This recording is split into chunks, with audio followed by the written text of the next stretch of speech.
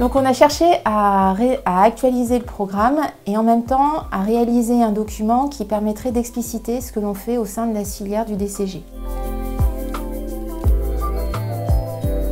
On a structuré les différentes UE, donc les 13 UE obligatoires, en 4 axes.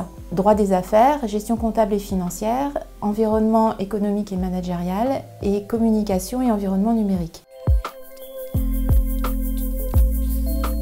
L'idée, c'était de donner à comprendre à des élèves de terminale et à leurs familles, mais également à des étudiants un petit peu plus dans le système universitaire ou à des professionnels, de mieux comprendre l'articulation de ces 13 UE obligatoires. Dans le programme, on retrouve ces 4 axes.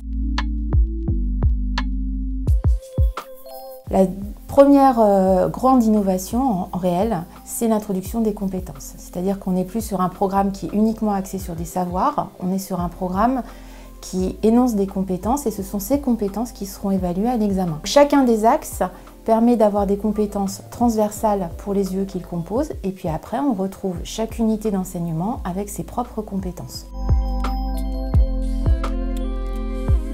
Sur l'ensemble des UE, les 2 UE qui ont été le plus impactés, il s'agit de l'économie.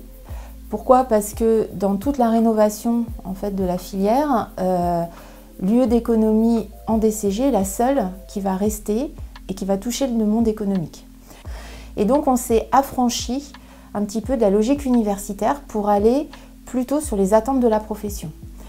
Donc c'est un programme qui cherche à comprendre les évolutions contemporaines, d'où l'adjectif que l'on a rajouté économique contemporaine, et qui est plutôt là pour comprendre l'environnement économique dans lequel vont évoluer les entreprises, de manière à permettre à un expert comptable d'accompagner un projet de création d'entreprise ou d'investissement quand il sera diplômé. Et puis il y a l'UE de système d'information de gestion qui a été complètement restructuré, de manière à pouvoir prendre en compte la dimension numérique dans la formation de l'expert comptable. On a également introduit dans l'UE 9 un bloc de 20 heures qui vise à prendre en compte l'influence de la digitalisation et de la numérisation sur la comptabilité générale, et donc ça rejoint un petit peu, de manière très humble, le thème du congrès des derniers experts comptables au cœur des flux. Nous avons aussi modifié 3 intitulés d'unités d'enseignement avec la volonté de supprimer le terme d'introduction qui était mal perçu des étudiants. Donc l'introduction au droit s'est transformée en fondamentaux du droit, puisque c'est vraiment une unité d'enseignement qui va permettre de poser les bases juridiques pour ensuite les UE de droit social, de droit des sociétés et de droit fiscal.